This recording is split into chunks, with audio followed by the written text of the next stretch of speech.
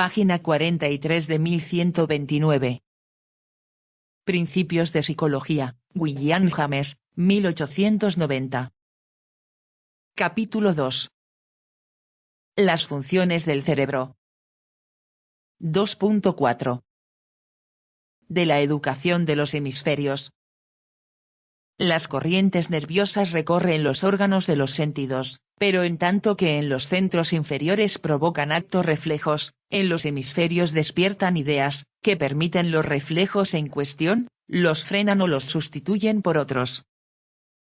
Dado que en último análisis todas las ideas son reminiscencias, la pregunta que procede hacer es, ¿cómo pueden organizarse en los hemisferios procesos que corresponden a reminiscencias de la mente? Espero que al lector no le moleste que mezcle de este modo lo físico y lo mental, y que en el mismo pasaje hable de actos reflejos y reminiscencias, como si fueran cantidades y factores homogéneos de una cadena causal. Lo he hecho así a propósito porque, aunque admito que desde el punto de vista radicalmente físico es fácil concebir la cadena de acontecimientos entre las células y las fibras como completa en sí, y que, aun concibiéndola así no necesitamos hacer mención de ideas, con todo esto, sospecho que es una abstracción irreal este modo de ver las cosas. En los centros los reflejos pueden tener lugar aun cuando sensaciones o ideas adjuntas los guíen. En algún otro capítulo trataré de mostrar las razones que inducen no abandonar esta posición de sentido común. Por otra parte, dado que el propio lenguaje se presta mucho más fácilmente al modo de descripción mezclado, seguiré usándolo. Aún los lectores con mente más radical podrán usar siempre proceso ideacional en vez de idea. Nada más fácil que concebir un probable modo en que esto puede hacerse, siempre y cuando se nos concedan 4 supuestos. Estos supuestos, que después de todo y en cualquier circunstancia resultan ser inevitables, son: 1. El mismo proceso cerebral que, al ser excitado desde afuera por un órgano de los sentidos, de la percepción de un objeto, dará una idea del mismo objeto cuando sea excitado por otros procesos cerebrales provenientes del interior.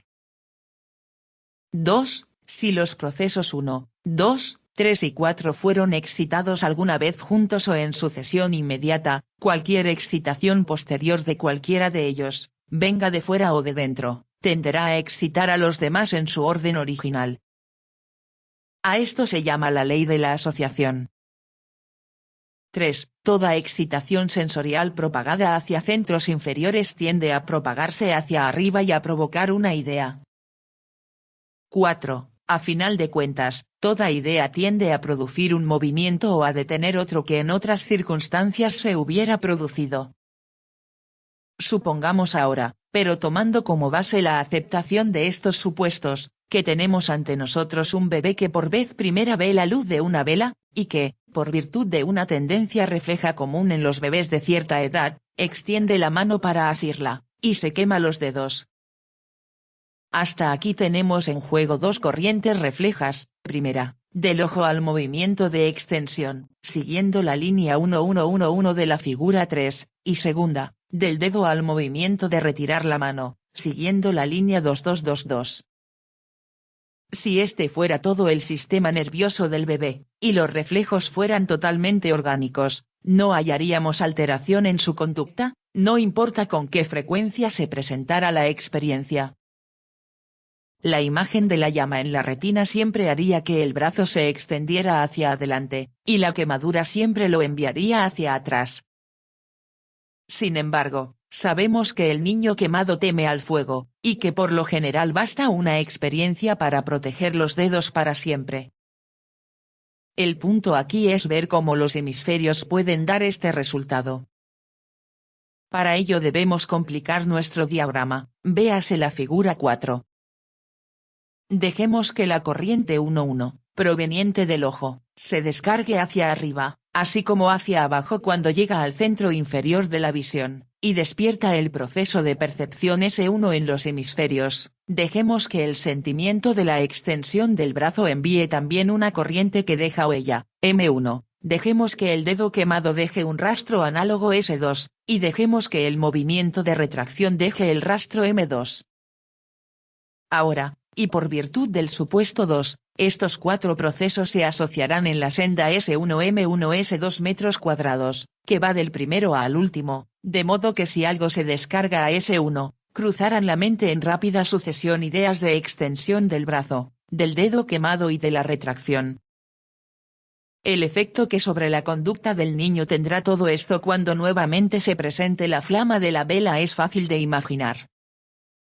Claro que la vista de la flama despierta el reflejo de Asir, pero simultáneamente despierta la idea consiguiente, junto con la del dolor y la de la retracción final de la mano, y de estos procesos cerebrales prevalecen sobre la sensación inmediata en los centros inferiores. La última idea será el estímulo conforme al cual será descargada la acción final. La acción de asimiento se suspenderá a la mitad, la mano será retirada y los dedos del niño escaparán de otra quemadura. En todo esto hemos supuesto que los hemisferios no conjuntan de un modo natural cualquier impresión sensorial con una descarga motriz especial. Solamente registran y conservan vestigios de tales conjuntamientos, tal como son organizados en los centros reflejos inferiores. Pero esto trae consigo inevitablemente que, cuando ya ha sido registrada una cadena de experiencias y cuando el primer eslabón de ella vuelve a ser impreso desde afuera, el último eslabón será despertado en idea mucho antes de que pueda existir en hecho. Y si este último eslabón se conjuntó previamente con un movimiento, ese movimiento puede ahora provenir de la simple sugerencia ideal sin tener que esperar al surgimiento de la impresión real. O sea, que los animales con hemisferios obran en anticipación de cosas futuras o, usando nuestra fórmula anterior, obran con base en consideraciones de bienes y males distantes. Si damos el nombre de socios a los conjuntamientos originales de impresiones con movimientos de un modo reflejo, entonces podremos decir que la función de los hemisferios no es otra que producir intercambios entre los socios. El movimiento M1, que nativamente es sensación del socio S1, se vuelve al cruzar los hemisferios el socio de la sensación S1, S2 o S3. Es similar al gran tablero conmutador de una central telefónica. No interviene ningún nuevo proceso elemental, ninguna impresión ni movimiento peculiar de los hemisferios, sino un número de combinaciones imposibles para la maquinaria inferior tomada aisladamente, y el consiguiente aumento interminable en las posibilidades de conducta de parte del animal. Todo esto, como simple esquema Menert, es tan claro y tan concordante con la tónica general de los hechos que casi se impone en nuestra creencia, por desgracia, en cuanto a detalles, está muy lejos de ser claro. En los últimos años, la fisiología se ha empeñado en hallar las sendas por donde corren estos conjuntamientos de sensaciones con movimientos, tanto en los hemisferios como en los centros inferiores. En lo sucesivo y en obsequio de la brevedad lo llamaré el esquema Menert, porque el ejemplo de la flama el niño, así como toda la noción general de que los hemisferios son una superficie supernumeraria para la proyección y asociación de sensaciones y movimientos nativamente acoplados en los centros situados abajo, se debe a Theodor Menert, anatomista austriaco. Una exposición sencilla de sus opiniones se hallará en su opúsculo Zur Mechanik des Gehirnbaues Viena, 1874. Su presentación más reciente de ellas se encontrará en Psychiatria Clinical Treatise on Diseases of the Forebrain, traducida al inglés por B. Sachs, Nueva York, 1885. Debemos enseguida comprobar nuestro esquema con base en los hechos descubiertos que apuntan en esta dirección. Concluiremos, creo, después de tomar todo en cuenta, que el esquema probablemente indica que los centros inferiores son demasiado mecánicos en tanto que los hemisferios no lo son tanto, y que, en consecuencia, habrá que atemperarlo un poco. Esto es todo lo que puedo decir por adelantado. Mientras tanto, y antes de zambullirnos en los detalles que nos están esperando, nos ayudará a aclarar nuestras ideas contrastar el modo moderno de ver estas cosas con el concepto frenológico que lo precedió. Comentario. Usted se muerde la lengua una vez. Y no aprende, sigue mordiéndosela a lo largo de su vida. podríamos decir que usted no aprende de la experiencia.